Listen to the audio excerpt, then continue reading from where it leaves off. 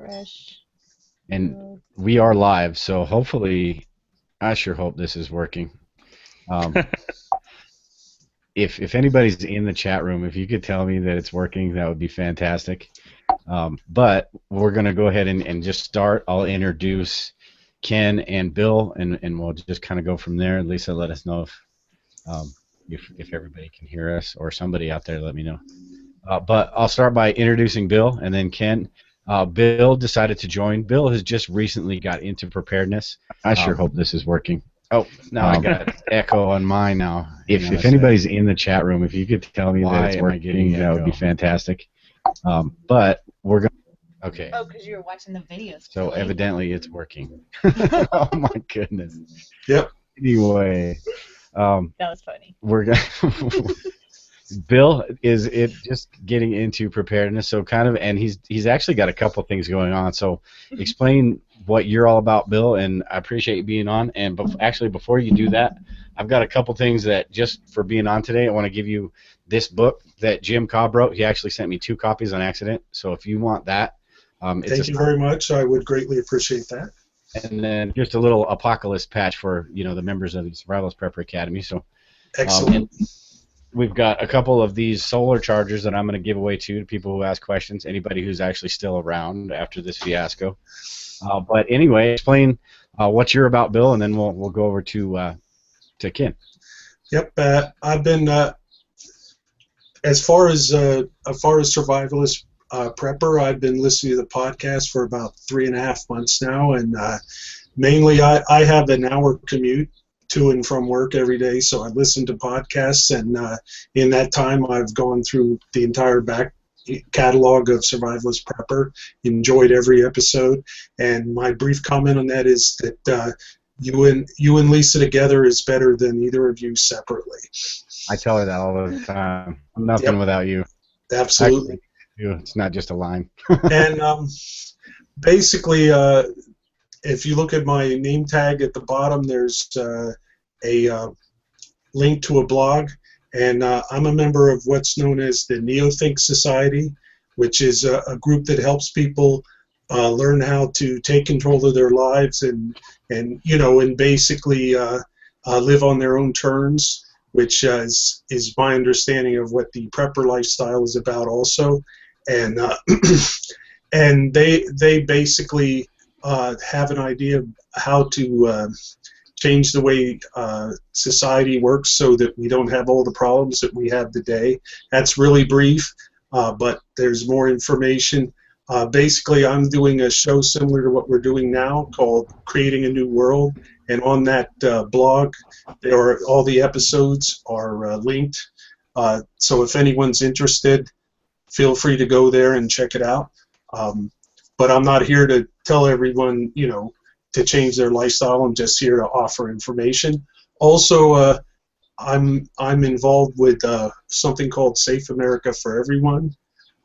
There's a gentleman in Canada. I apologize, I don't have his name at the top of.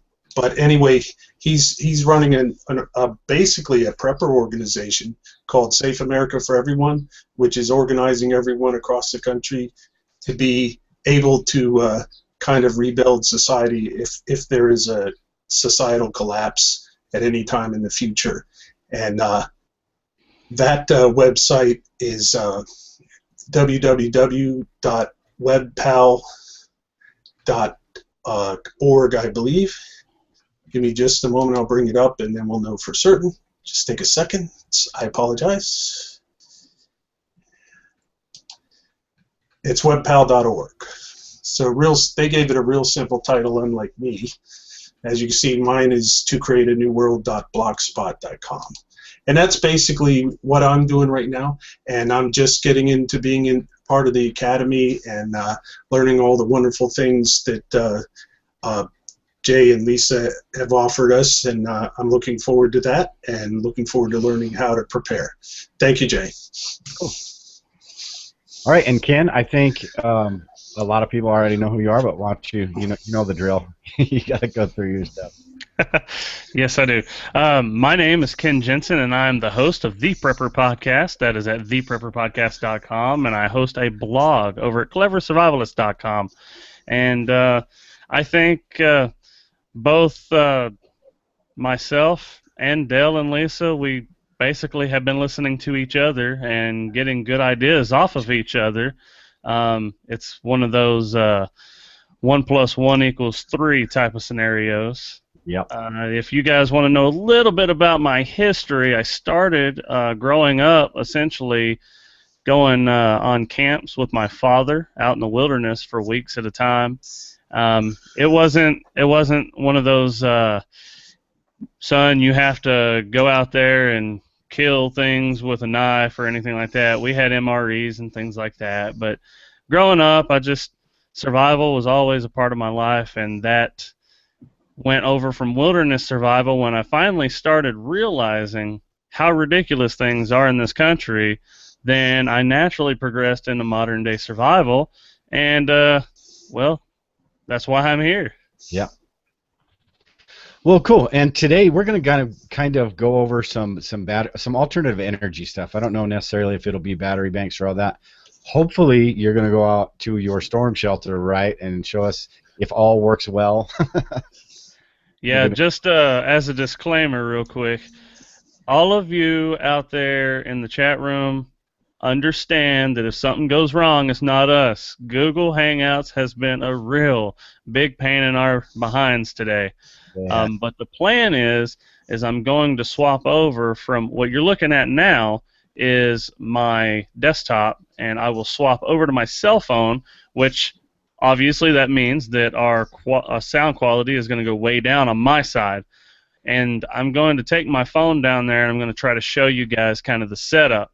If you guys don't remember, just not a few weeks ago, we had a couple episodes where Dale, Lisa, and we all talked together and stuff like that, and I basically discussed about solar power with those guys and explained the basics of it, and Dale actually used that advice and ended up creating his own miniature system, which I thought was a pretty cool system.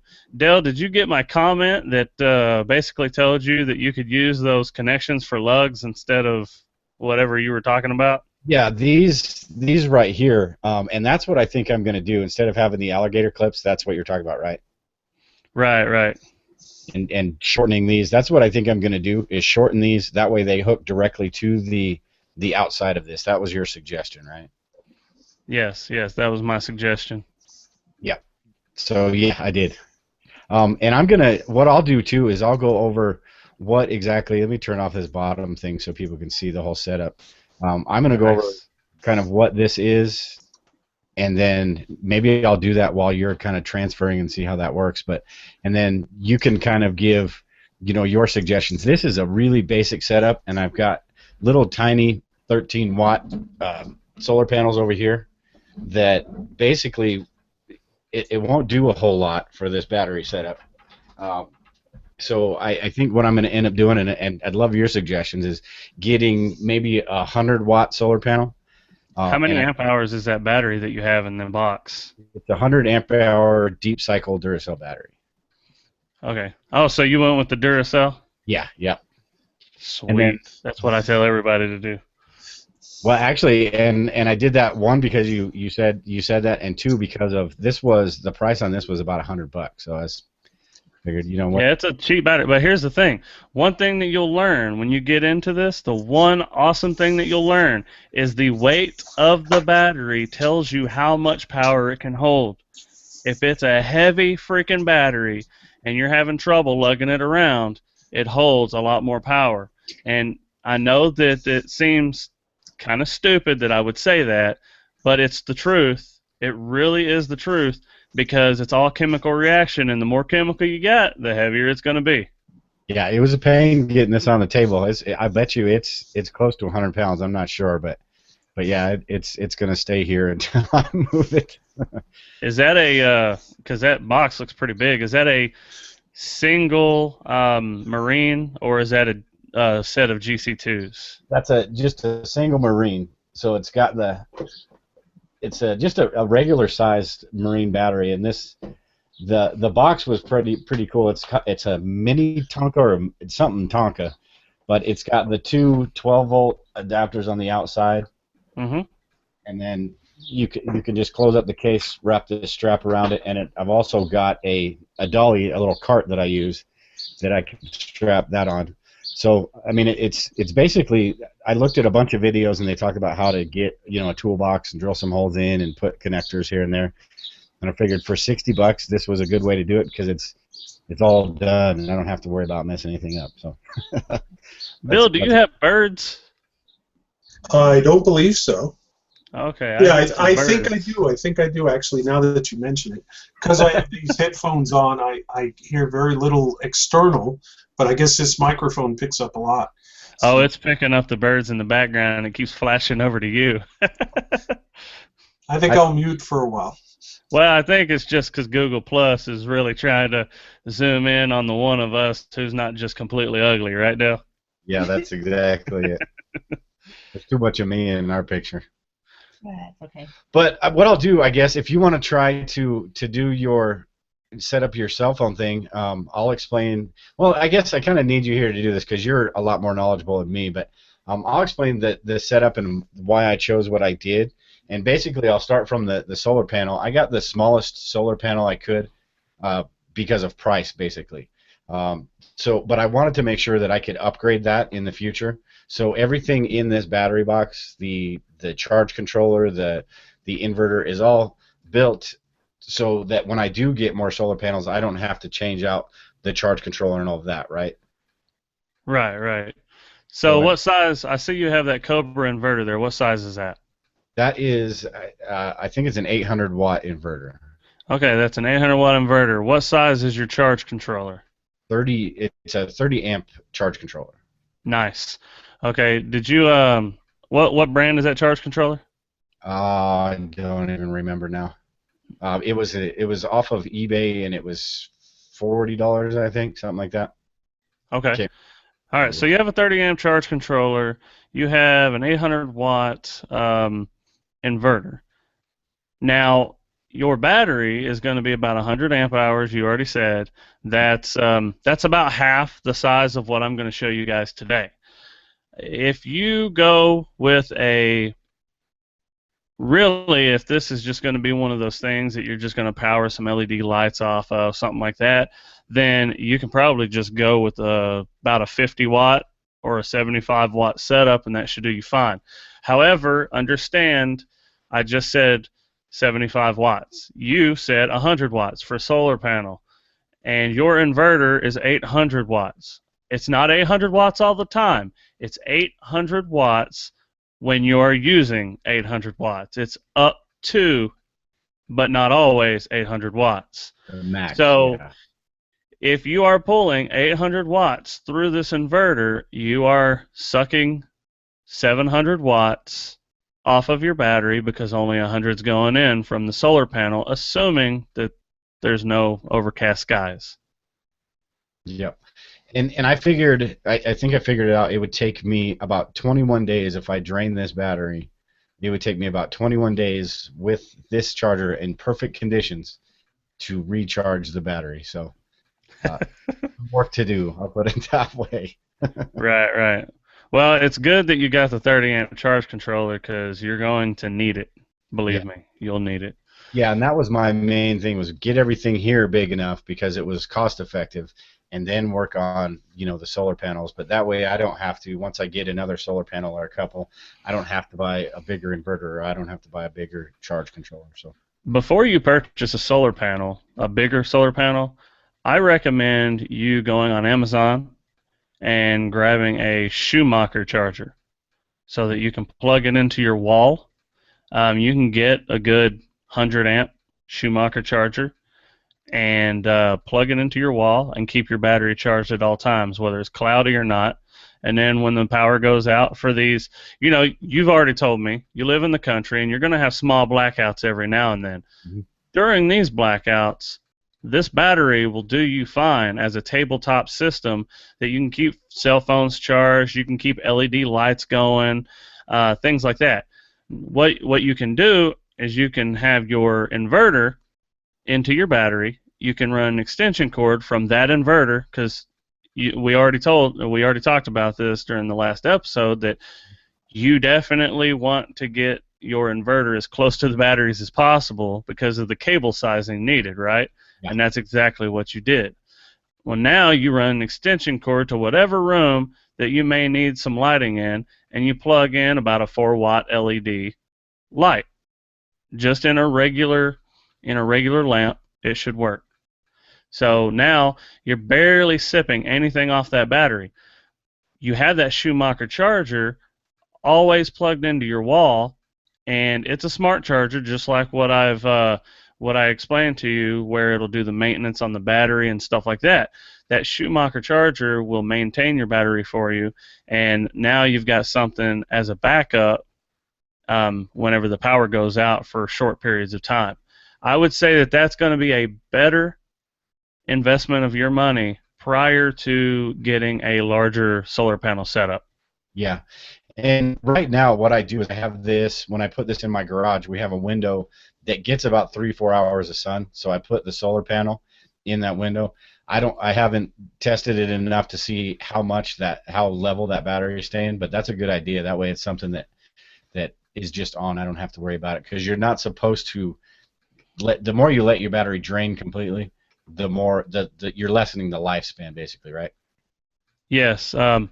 The further down it goes and the more it goes down, the less your battery. Now, if we say that you can fully drain these things 200 times, then if you're just barely draining anything, when you're barely draining it, you can do that thousands and thousands of times. It's just because you're causing less damage. It's a chemical reaction.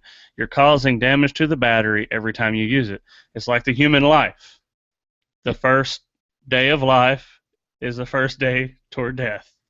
And the more you damage yourself along the way, the less you're going to last. That's right.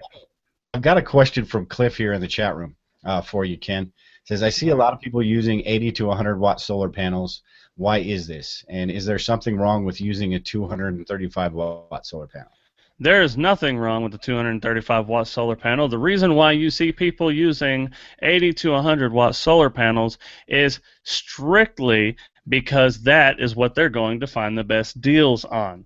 If you have more, then that is fine. If you find a deal on something that is bigger, that is fine. The only reason why I'm using a 100-watt setup out at my storm shelter is, number one, that's really all I need. I don't have to spend the extra money. And number two, I got a really good deal on it. It was a package deal type thing. Cool. Okay. I don't know. I guess maybe now, if you want to try to switch over or whatever, unless you've got something else you want to say, or Bill, if you've got any questions, I guess we can go ahead and attempt this transfer here to the cell phone and go check out. I'm really curious about your setup and how that works. We're gonna. It's not quite as fancy as you would imagine. Well, I've got ideas. We've got a little bit of room in the backyard where I want to kind of I kind of want to dig myself a little, like a root cellar kind of thing. I'm okay with the root cellar. You can get the root cellar. I get part of it though. It'll be nothing in the actual backyard. It'll be behind there. It'll be hidden. Yeah, I'm good up to now, and I look forward to seeing your setup. Cool. And then Ken, Cliff said thank you, by the way. You're welcome, Cliff. And I do have, just so you know, I do have it open on the other screen, but the problem is I'm paying attention to you guys and not the other screen. I have a dual monitor setup going on. That's why I have Lisa here, so she does all the work, and I sit here and jabber. Okay, so what I'm going to do is I'm going to go ahead and get off here real quick, because I don't know that it's going to allow me to utilize my phone until I get off of here. Okay. Do you have? I've got one more question. If you have time while you're doing that, or you need to. I'm fine with answering questions. It's just once I disconnect, I can't really answer questions until I reconnect. Gotcha. So let's do one more then. Prepper 87's got one, and then I'll let you do what you have to do. He says, if you want to say run a freezer or a refrigerator, how big of a setup would you need? Okay, that really depends on the size of refrigerator, but it doesn't as much as what you would think. Believe it or not, those small refrigerators that you have, the small refrigerators that you have in your shop or office or room or something like that, those, believe it or not, take almost as much power as a large refrigerator. The only difference is, number one, they have less insulation, and number two, they're running basically the same compressor. That is why it takes pretty much the same amount. Now, granted, you know, it might be a little bit less because it might be just a little bit smaller compressor. But generally, they're going to be about the same. If I remember correctly, a refrigerator, not all the time, but a refrigerator is going to pull, I'm going to say somewhere around 10 to 15 amps. It's probably closer to 10, but let's be err on caution since I don't have it up in front of me. Let's say 15 amps. So if you have 15 amps draw, and you have and that's 15 amps at 120 volts. So what's that in wattage, Dale? Come on. Come on. 15 times 120. There you go. Hey, that's all I was looking for, man. 15 times 120. So we don't need to know the exact number. You don't have to pull out a calculator or anything. But let's just say it's going to need about a 2,000 watt inverter. What size did you say you had on your box there, Dale? 800. I need a real small fridge. Right, and that's a pretty good size inverter, isn't it? Look at it. That's pretty good size. This 2,000 watt inverter is going to be a pretty good size inverter. Now, you may be pulling 15 amps on the refrigerator, but what you're really pulling off the battery bank is 150 amps. If you are pulling 150 amps, you are going to need a cable the size of my thumb. Okay, you are going to need a huge honking cable. Now, if it's only about a 5-foot run or a 2-foot run before you go to your inverter, then it's not really that expensive. But the fact is you're pulling all that current, it's pulling all that juice, and it's going to create heat. You need a bigger wire to allow more flow. Is all you're really going to need. If you have a small wire and you are trying to pull that amount, you will pull close to that amount. The problem is the wire becomes now what we electrical nerds like to call a resistor. It is now going to be a copper resistor, and that copper resistor is going to get hot.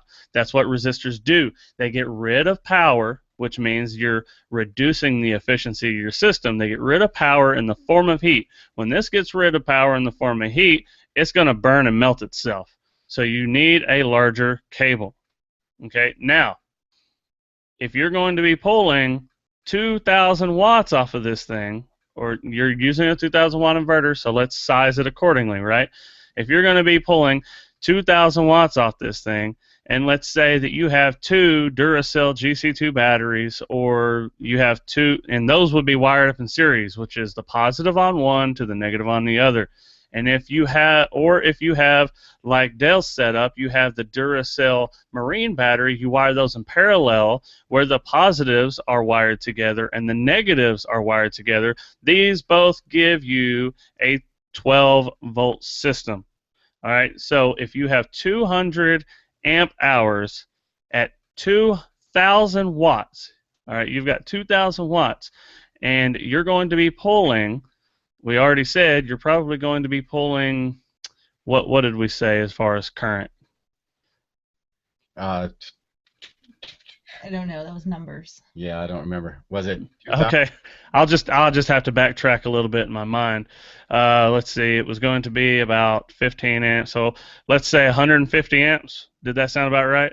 So 150 amps you're pulling off of a 200 amp hour battery bank. That's 2 Duracell GC2s. That's going to cost you $200. The $200 that you just spent lasted you about an hour to an hour and a half of your refrigerator. Do you think it is a smart thing to run a refrigerator off of a small battery bank? It's not going to do I it. would say not. What I do recommend is for you to get a 2,000 watt generator, a small 2,000 watt generator that might cost you $100 or $200. You run that in the morning to cool down your refrigerator. You know, while everybody's taking showers and doing all this, they need hot water. Let's start the generator up. Let's use the generator. Let's top off the batteries and use the refrigerator. Keep the refrigerator closed at all times unless you absolutely have to get into it. In the morning, you will cool it down. In the evening, you will cool it down. And both times, it will be on a generator. Yeah. The Makes rest sense. of the day, you are sipping power off of your little battery bank. Hey, okay, now I've got one more because I'm interested in this too. Cliff asked this, and then I promise we'll let you get out and do what you got to do. But why do you need a 24 volt setup or a 48 volt setup? Real quick, what are the differences? Why would you? Okay. The 24, 48 volt setup is it's going to provide you. Okay. First thing it's going to do is it's going to cost you a lot more money. Yeah.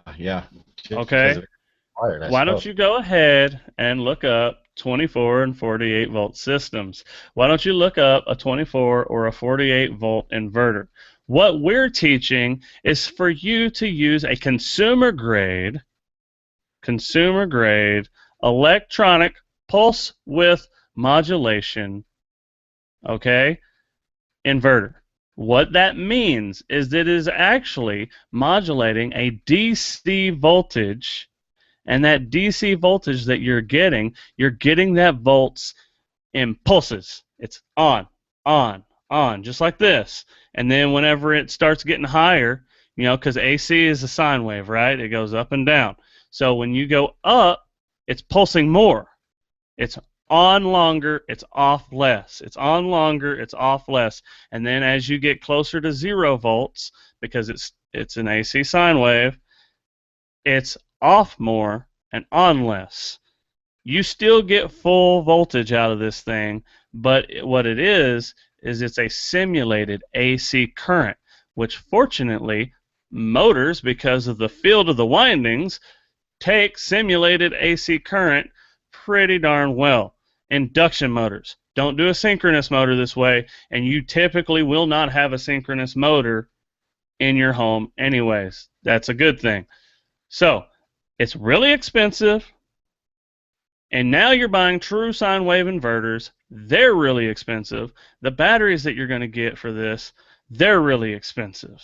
All right, I'm looking up something here. Hold on. Rescue Ninja Lisa, Yeah. is that you, Lisa? That's Yeah. me. Okay. Let's I'm see. not- What did you pull up? Sound weird. Holy cow. 5,000 watt inverter. 560 volt or $560. What the cow? All right. Let's hold on. 5,000 watt inverter. We're going to look this up on a 12 volt system.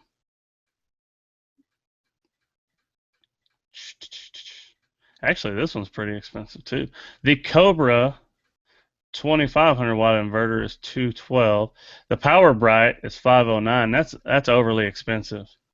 5,000 watt Cobra 356, and the one that you sent was 560.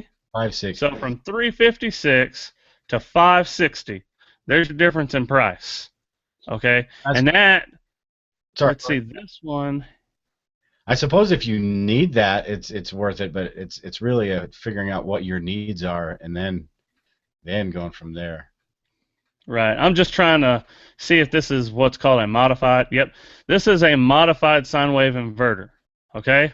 So you're basically spending $150 more for the same exact inverter. It's a modified sine wave inverter. It's the same inverter. It just works at a higher DC voltage, and you're paying more. Now, if you go into true sine wave inverters, you're going to be doubling that price, if not tripling that price. Most people who run a 48-volt system, they're using true sine wave inverters because they have lots of critical equipment, and whether they need it or not, they're going to get the best of the best. Yeah, yeah. Well, cool. All right, we'll let you do what you have to do now. And then while you're doing that, these two chargers we've got here, Cliff, if you want to send Cliff and Prepper87, if you want to send your shipping information to Dale@survivalistprepper.net, I'll get those sent out to you. And then Bill, as far as you two, I'm going to need your stuff too, so I can send yours out. But yeah, we'll get those sent out. Appreciate all the questions. I couldn't have answered some of those, so appreciate you, kid. All right, so now here is the moment of truth. Is Ken's setup going to work or not? This should be interesting. And instead of just sitting here in silence, I guess, waiting with bated breath, do you have any questions or anything you want to add, Bill? Yeah, from my perspective, this is not something I would be looking to do right away because I live in an apartment in an urban, semi-urban environment, and basically I have two roommates, so basically my storage space consists of the room you see behind me. So one of my long-term goals is finding a different place to live. So you know, we're looking into smaller things such as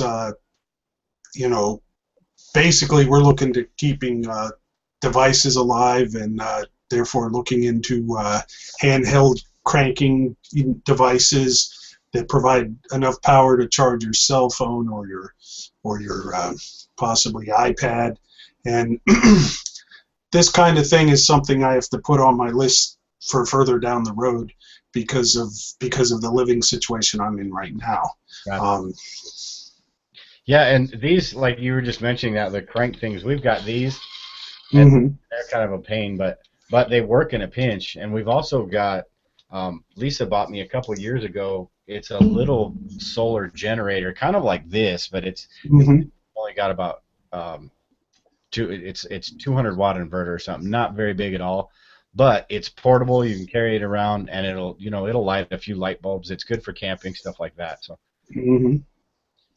Yeah, and we're also looking at for like short-term grid down events from severe storms. You know, my car has two 12-watt hookups, that we can use USB connectors with to charge our devices and things like that.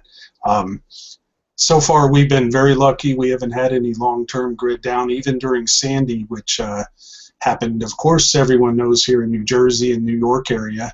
But we were fortunate in that we live on the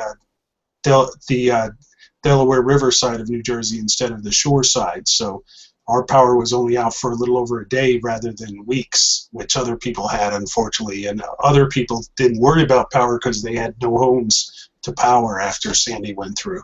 Yeah. Well, I'm curious, though, even though you only went through about 24 hours, what did you do for power and light and all that evening? Basically, and we weren't prepared at all for that. That's what got me, well, not me because I'd already been looking at things, but got my brother, who's also my roommate, interested in doing some preparing for, weather events and those kind of things. Severe storms, and hopefully not again, but another big hurricane like Sandy. Was basically we were using our cars. We'd go out and sit in the car and run the car for 15 minutes and plug the phones into the 12-volt ports on the car. And other than that, we were just using our devices and trying not to using because we have iPads, and we were using those until they ran out of power, but trying to use the phones as little as possible so we didn't have to go out and recharge them frequently in the car or whatever. That's why we're looking into something like a hand cranked or possibly some small solar thing like the items that you're giving away on today's show. Yeah, these aren't the greatest ones. These aren't a goal zero thing, but I have one that is actually downstairs now. My daughters use it for charging their cell phones, basically, and it still works. I'm kind of encouraging them to do that so I can see how long it actually lasts. But so far so good, and they're good in a pinch. I mean, keeping your cell phone charged and all of that, you never really notice or you never think about it until you're like down to 10% or whatever. And nowadays we plug them in and it's all good. But in a situation like that, that would kind of suck, where the phones actually worked, but you couldn't do anything about it. Yeah, the other problem we had was that it got cold at night, and they had a little problem with the heat, so we ended up having to run our gas stove, which isn't good unless you provide a lot of ventilation because of carbon monoxide and that sort of thing, for a while to warm up the apartment because it got really cold in here. Yeah, I imagine. And depending on what time of year out here, that would kind of suck. And that was just one night. I can't imagine what the people who were out of power for weeks or actually lost their homes went through. But it was bad enough for us. Yeah, okay. Well, I don't know if Ken's stuff is working or not. I should have told him to just go out there and take a couple of pictures and screen share, but I don't know if he can do that. Can you hear me? We can hear you, but we can't see you. Right. So right now, I actually couldn't get on here. It's kind of weird. I couldn't get on here with my my cell phone. Actually, what I might do is freaking just grab my laptop and take it with me. Yeah, that's a good idea. Yeah, that sounds good. That's that critical thinking that we preppers are so fond of, right? Oh, yeah. Let me get back off of here and get back on where everything was working, and I'll just we had a little bit more of that, we'd have been on time and we'd have known what the hell we were doing. But I guess that's why you practice. The next show might be better. Hangouts are always a learning experience. Yeah. Hey, at least Lisa's here in the chat room, so at least I appreciate everybody sticking around that has Ian and everybody and Cliff and everybody basically that actually stuck through this fiasco that we had. It was pretty funny watching you get really frustrated with it, though. I was angry. Just a little. But one part doesn't work, Ken's doesn't work, and then I reset it, and then my part doesn't work, and then we're on the second level here, and I wanted to jump out the damn window. So. But it all got worked out. Hopefully Ken will get back on with his laptop, and we'll get out there. If anybody has any questions, let me know. I guess while we're waiting a couple seconds to explain, I looked into your website very little. I didn't get it. Mm-hmm. Kind of explain, or actually let people know too where the hangouts that you do. Kind of explain what those are about and what your website is, I guess. Okay, as I said when I introduced myself, I'm a member of the NeoThink Society, and as part of that, we have basically a political movement which is called the 12 Visions Party, which is basically the NeoThink Society is based on books by an author named Mark Hamilton, and that's a pseudonym because he's concerned about, because of the nature of the information he's sharing with everyone, he's concerned about, the government trying to shut it all down. Basically, the political movement is to not allow the government to use force, which the government we have right now they have a monopoly basically on force, which you find out about every time a policeman pulls you over on the road. Yes. I was just making sure you guys can see me. Yep, you're moving around, and everything seems to be working. So it looks great. I'll take you guys out. Yep. We'll follow you. So what I've been doing is a show that talks about that, because basically he wrote a book called The 12 Visions, which describes what a world would be like without a government that can use force on us and force us to do things like pay taxes. And Lisa's looking it up now. Is it SOS Visions, SOS Secrets? That's part of it. as far as the political movement, that website has a much simpler. The national political movement is on a website called tvpnc.org, and that has information there about what we're doing. Also, the my website, I'm just basically doing a hangout, talking about that, talking about the information. Also, lately we've been discussing the national platform of the political movement, which is on that website, tvpnc.org, and my blog, where I have links to the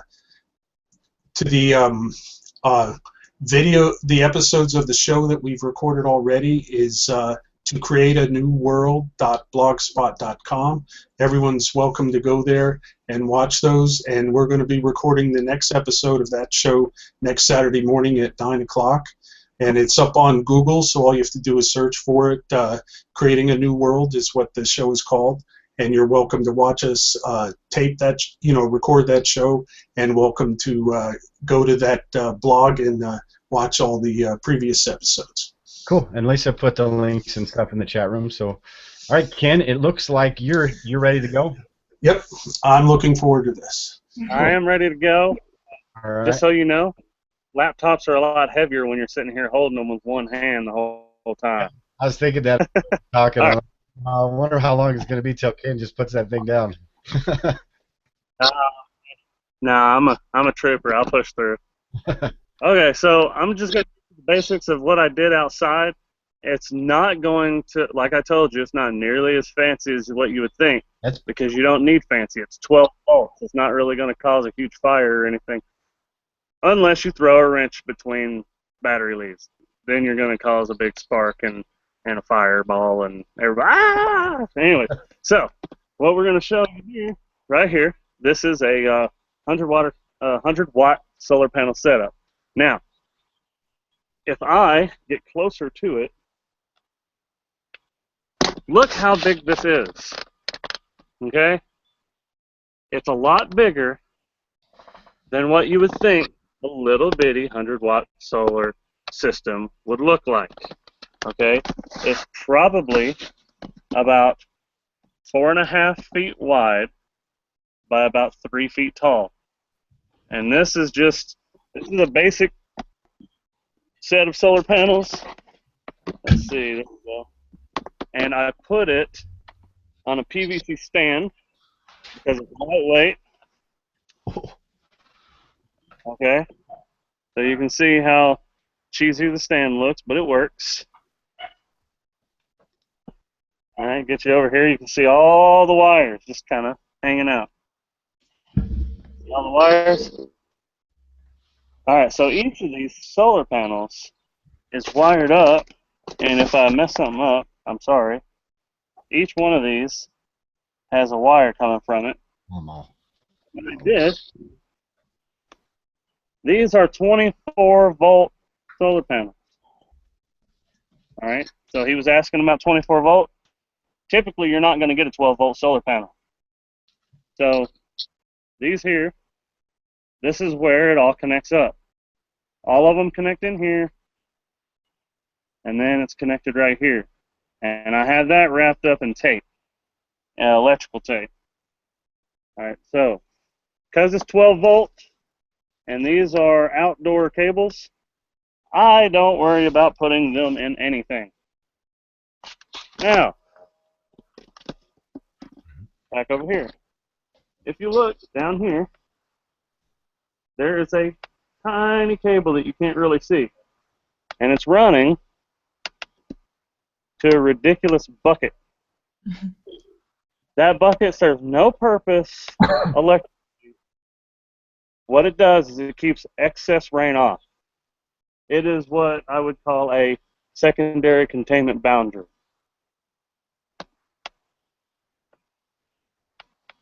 So, I can actually lift this thing up. You can see, this is called a CGB, corrugated bushing, and I put it on bucket. I don't even need the bucket. This is called an LB, right here. That LB is what's going down into the ground through some conduit to the storm shelter on the other side. Hopefully, I don't lose my Wi-Fi signal when I go down there.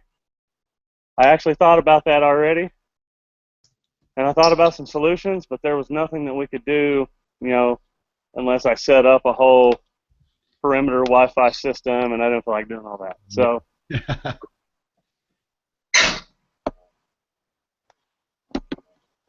Don't get near.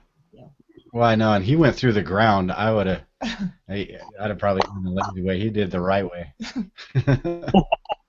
All right, you guys ready to go in? Yeah, see, this works. All right, let's take you into the bunker.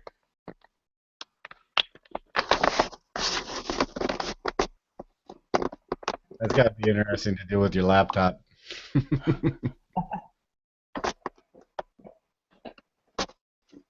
All right, can you guys see it yet? You're still there. Yes, you're still on. I like the Awesome. Okay, so if you look, have it set up with chairs, cots. We're good to go. If we get a storm. Totally getting ideas now. Oh, did we lose him? It's looking like we lost. No, it's attenuated, but it looks like we're still barely getting it. It's sketchy, but I guess that's sketchy. Yeah, it's choppy now. How about now? That got clear. Yep. Okay, so let's see if I can. Like when Lisa's at work. Yeah, angle it so we can see down to your setup. Let's see if I can. That is pretty. You're gonna have to bear with me. I'm trying to figure out a way to do this without destroying the laptop. Right. Take your time.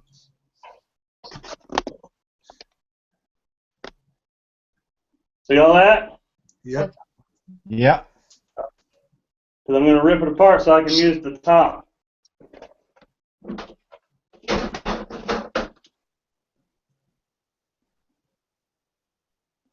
And that was the inverter, right? I assume. It looked like he had a couple. I don't know what that was. Well, I'm curious.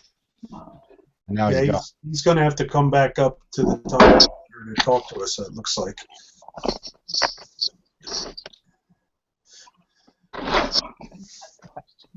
Yep. All right, you guys there? Yep, you're broadcasting again now, more or less.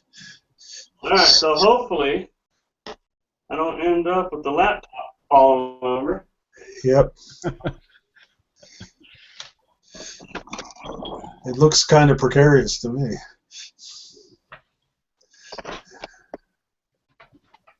Okay. Yep, now we can see it.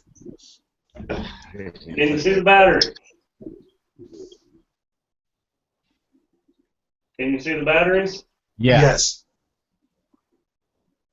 And those are two. All right, so that is two Duracell GC2s. All right.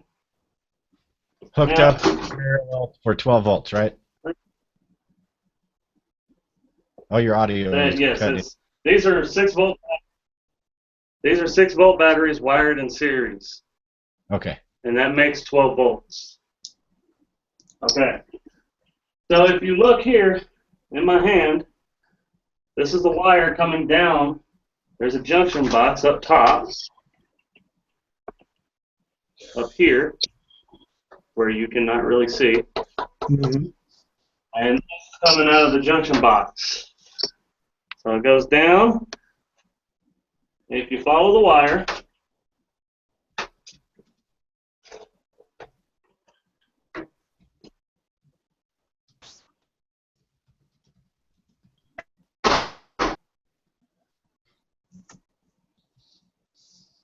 Oh, we cut out again. Yeah. Give it a minute. Really? Kind of tough to follow, but it's really worth it. Cool. All right, you can do it. Lisa said I can do it. Hey, are we here? yeah, Yep. kind of cut out a little bit. Ian had a question too. What is the primary purpose of your bunker? Is it just a storm shelter? Or is it a place to It, get away? the technical purpose of this is a storm shelter. I haven't completed everything in it yet. Oh, it's starting to rain here. Wonderful. Oh boy. All right, so I haven't done everything that I plan on doing, but Oh, the audio cut out again. Yep. Yeah, and if it's raining, you may want to move inside and protect your laptop if it's raining. Your audio keeps cutting out anyway, so Yep. maybe that's yeah. all right. Well, tell you what.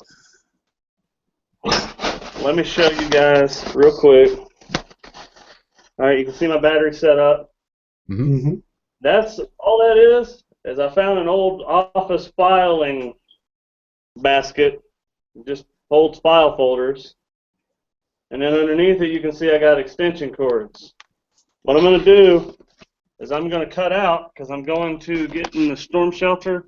I'm going to grab a lot of the peripheral stuff, and I'm going to throw it in a bag so I can take it inside, okay? Gotcha. That'll Gotcha. work. Yep. All right. And Cliff, I'll make sure and ask him how much he'll power with that, because I don't know if he said how big his inverter was, or if I missed it, or if he out. But that's a good question. I suppose if being down in a bunker like that, you wouldn't need a whole lot. Maybe, I don't know if I guess you'd need a VCR or a CD player and a TV, or you go bonkers, depending on how long you stay down there. Or lots to read. You'd get so sick of me. You'd kick me out. Or an MP3 player with lots of podcasts on it. Yeah, exactly. Karaoke machine. We need to get a karaoke machine. Yeah. You don't need no karaoke machine. You can just do it yourself. I'd kick myself out. All right, I hear. Is that you or him? That's him.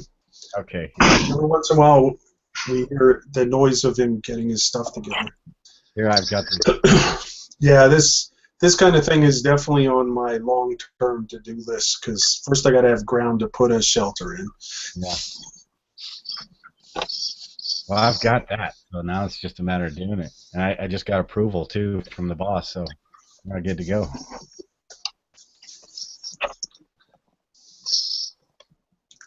I want a stone front. See? Yeah. I'll let you pretty it up. I just want a big hole in the ground I can put stuff in. Okay. I just want the stone front though. And I'm sure you noticed the air vents. Those are very important. Yeah. Yeah. Yeah. All right, maybe Ken's back now.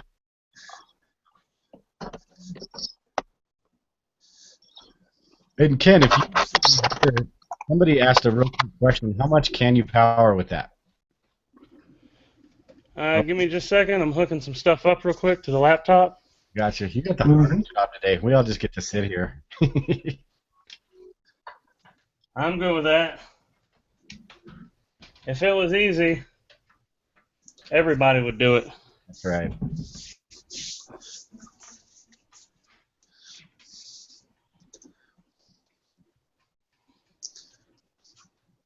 Yeah, I guess while we're waiting, I could talk a little bit about the other organization that I mentioned. All right, can you guys hear me? Oh yeah, go right ahead. Yep. Sweet. All right. So I'm gonna just hold up a bag of goodies that I had out there sitting with it. I didn't grab the extension cords because everybody knows what an extension cord looks like, and if you don't need to be dealing with solar panels anyways. I'm kidding. All right. So first thing I'm gonna do is pull out this one. This is 100 watts. Yes, I have this one here, which is much bigger. This is the first one I'm going to plug in. The reason is you can assume about 10% of the power of the inverter is going to be just the inverter running itself. Mm-hmm. So if you have an 800 watt inverter, 80 watts of that is wasted. 100 watt inverter, 10 watts of that is wasted. Cool? It doesn't matter how much power you're pulling, how much current you're pulling, you're going to lose about 10%. If you get higher end stuff, it's going to be a little less. Lower end stuff, it's a little more. When you go higher up in the current, the wattage goes higher. Yes, it's going to be a little bit lower than 10% because it's got better electronics in it, but generally, you're going to lose 10%. Okay, so it's important that you know, go ahead and have a couple of these. You don't need that big 800 watt inverter all the time. Have a small one, because most of the small ones have this nifty little, you can't see it, it's got this nifty little USB thing on it that you can plug phones and stuff in. Now, let me go on a tangent here, since I'm still like all messed up from going out there and being rained on and everything else, trying to show some people some stuff. But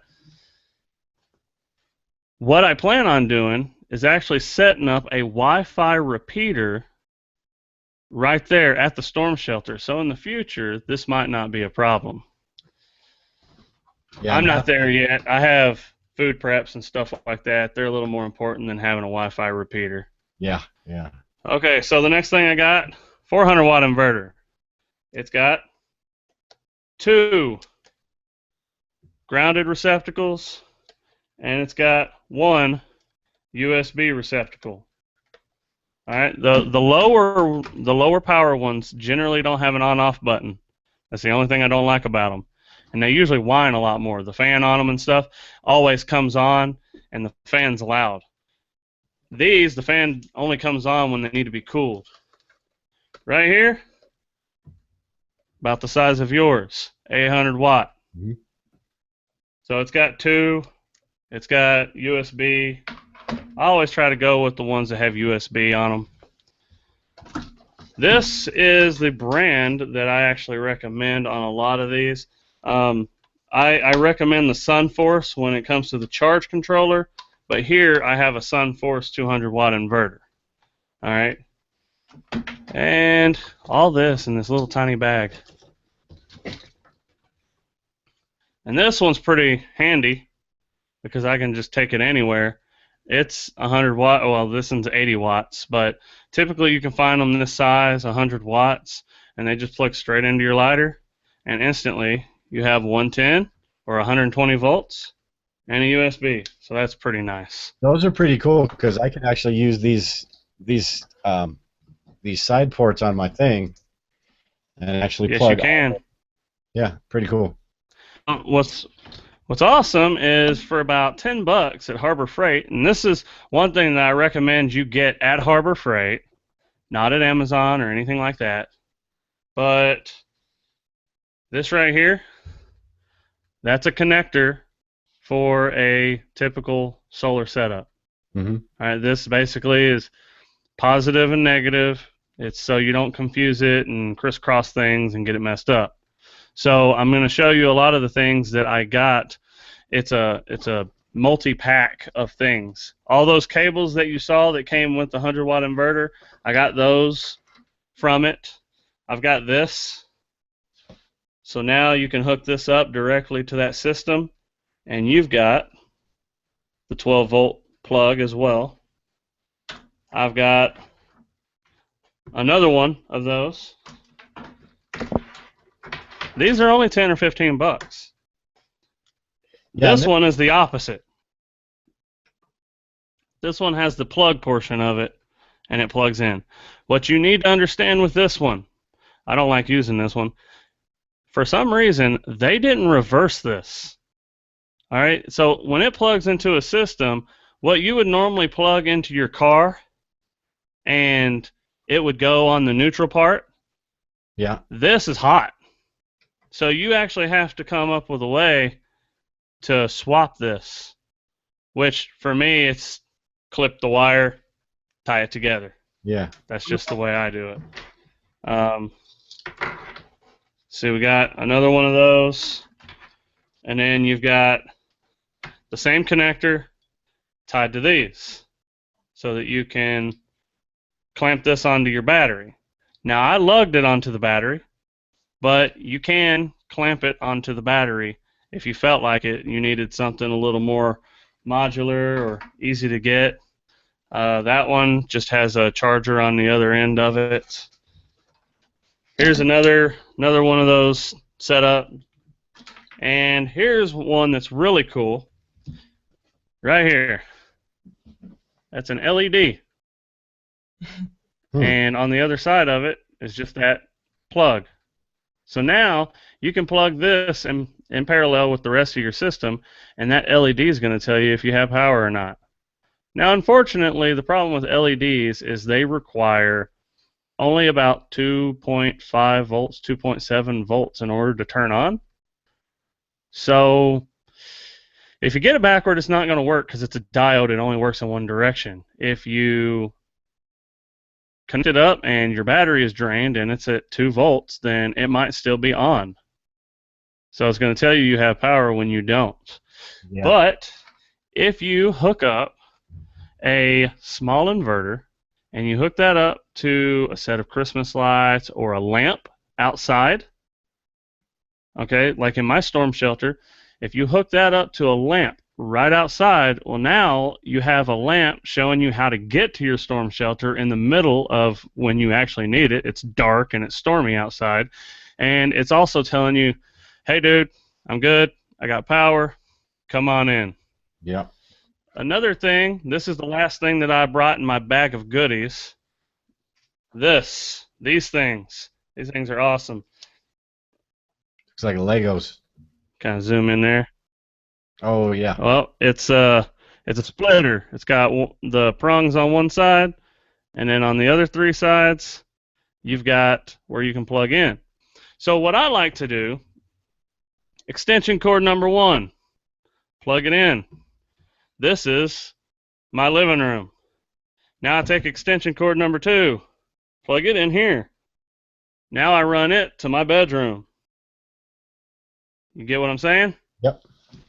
Yeah, I run the second extension cord to my bedroom, and then on the other end of it, I just go ahead and I plug that in, the other extension cord. So you can have a setup with 1 or 2 of these drops throughout your house. So that way you can have a little modular system, and you can bring things local to where you'd prefer to be without moving the battery. Gotcha. And another great thing that these things do is they connect together. Now you got a power strip. All right, that's all I had in my bag. That's the stuff that I grabbed real quick on my way. So I've got one more. Or sorry, go ahead, Ken, and then I've got one more question for you. I am done. Go ahead. Okay. Brian asked a question, and I don't know if this is Brian in the chat room or not, but it's kind of the same question. So I'm just going to ask this one. Brian asked, I've heard a few times that attaching wind to solar or wind to a battery bank is tough because the power is always being generated and is not easily stored. Is the reason that when we initially talked, I was going to do that, and the reason I decided not to because it's a lot more complicated, right? Right. Well, all right. In Colorado, you have a lot more wind. Yeah. I would say in your situation in Colorado, I think that wind is a definite viable option. But what you have to have is you will have a generator. It will always be generating if it is turning. All right, so you have to have a place for that power to go, or you're going to burn up the generator. Okay, it will burn up the generator if you don't have a place for the power to go. And that generator is the turbine, right? The windmill itself. The generator is like you said that you were thinking about attaching a let's see, you were talking about attaching an alternator to some fan blades or something like that. Turbine. Well, yeah, the alternator portion is the generator that I'm talking about. Okay. Okay, you will tear that up. So all that has to dump somewhere. it's not going to continue to dump into your battery unless you want your battery to off gas, cause irrevocable damage. Hey, I got it right this time. Took you a few times on the last podcast. Yeah, I messed it up twice on the last one. You're gonna cause damage to the batteries. They're gonna off gas, and you're going to build up hydrogen inside your batteries. So it's not good by any means to keep trying to, and this is the reason why I tell people don't use a basic trickle charger. I think trickle chargers are the devil, because they're going to keep trying to charge your battery even though it doesn't need it. Once it's full, it's full. And now all you need to do is a maintenance cycle. And that's what your smart chargers are for. Your smart chargers will do the maintenance cycle for you. You don't have to worry about going out there and changing the settings on your charger in order to let it drain a little bit and bring it back up and all that. You don't have to worry about all that. Forget that. Get a smart charger. It's not that much more expensive nowadays. But with the wind, you don't really have the option of, well, I know my battery is full, I'm going to go out there and I'm going to disconnect it, or I'm going to tie a rope around it so it doesn't move. So what you have to get is you have to get a controller that is actually smarter than the solar controllers that I tell people to get. You have to get a controller that has a resistor bank on it. Now this controller will sense that the battery is full. It's good that I'm keeping you alive over there, Lisa. Sorry. I'm just kidding with you. Don't worry about it. All right, so it's nerd stuff. I understand, and I'm boring myself. But anyways, enjoy this stuff. She's a little bit on the other side, so he's here for moral support. You need to drink more of that cola. I know. All right. So, anyways, let's get back to what we're gonna do. We're gonna plug your generator into a smart controller. That controller, once it senses that the battery is up to voltage, it's going to dump any other current into this resistor bank. I just told you what a resistor does. It uses that electricity by creating heat. Some people, and there are companies that have actually done very well doing this, is you can connect a hot water heater element to it as your resistor. So, because that's all a heater element is. All they do is they put a connection on it so that you can connect it to the system. So now the controller, once it sees that the battery is full, it's going to dump everything to either the resistor or the hot water heater, and now you got hot water, and that's how it works. It's just going to keep dumping until your batteries need to charge up more. And then obviously on the other side, you're still just using an inverter. Yeah, gotcha.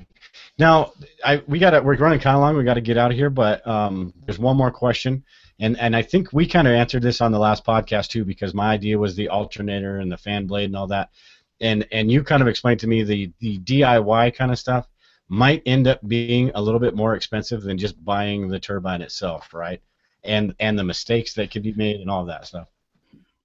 Yeah, it's more about the mistakes that can be made. I wouldn't say don't try to do the alternator route, but you're going to need to understand the controller that you need to get so that it can dump everything to the resistor bank. And you're also going to want to get professionally built blades.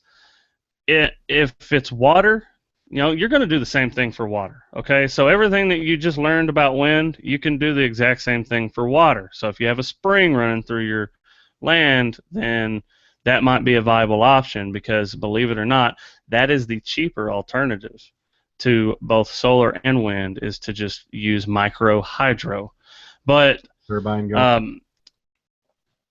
Right, that you can actually use a DIY a little bit easier as well, because it's a little easier to catch the water and have it moving. Mm-hmm. The fan blade, though, you're catching air essentially, and the air has to spin it around enough so that it can actually generate something. I don't think that just slapping a fan blade on an alternator is really going to do anything for you. It might do a little bit, but not much. Yeah, gotcha. Well, cool. I appreciate everybody being on. I've got some things I got to do, and we ended up starting it way later than I thought. So my dogs are starting to bark, so I think they need to go out. But I appreciate it. If you guys want to just take a quick second and let everybody know where they can find you again, I'm going to put together some notes and stuff. This might even be, once I edit it down, I might even throw this out as a podcast. Throw some notes together, get all your links and all that. But Ken, go ahead and just give everybody an idea where they can find you, and then Bill. All right. Well, once again, I'm Ken Jensen, and my podcast is at theprepperpodcast.com. My blog is at cleversurvivalist.com, and if you go to either of those websites, you can find me on all the social channels and stuff just by using the icons. Cool. Who's honking? That was on my end. I was about ready to hit the mute, and they stopped. Your wife watched you out the door or something. Right. My name is Bill Hunsicker, as I said earlier. If anyone has any questions for me, they can contact me at whunsicker@gmail.com, and Hunsicker is spelled HUNSICKER @gmail.com. And the blog site again is tocreatenewworld.blogspot.com. And if you want more information about the 12 Visions movement, that's tvpnc.org. Cool. And we're Dale and Lisa, survivalprepper.net. You have to go to our video channel to watch this anyway. So, but I appreciate you guys being on. Again, this is 2 podcasts and the SPTV. I appreciate it. Got a lot in common, and you just gave me some ideas and had Lisa give me the okay to dig a hole in the backyard. So I'm stoked. All right, and go ahead. Yep. And I thoroughly enjoyed it, and would be happy to be on any future show or podcast if you'd like me. Yeah, definitely. Well, cool. All right, guys. I appreciate it, and I'll let you know when I post this stuff and all that. This will go live right after we end. As soon as YouTube gets done doing its thing, it'll be on my YouTube channel, and then I'll figure out what I'm going to do from there. But I appreciate you guys sticking around through all the crap and getting all that figured out, though. But all right, guys. We'll talk to you later then. Yep. All right. Goodbye.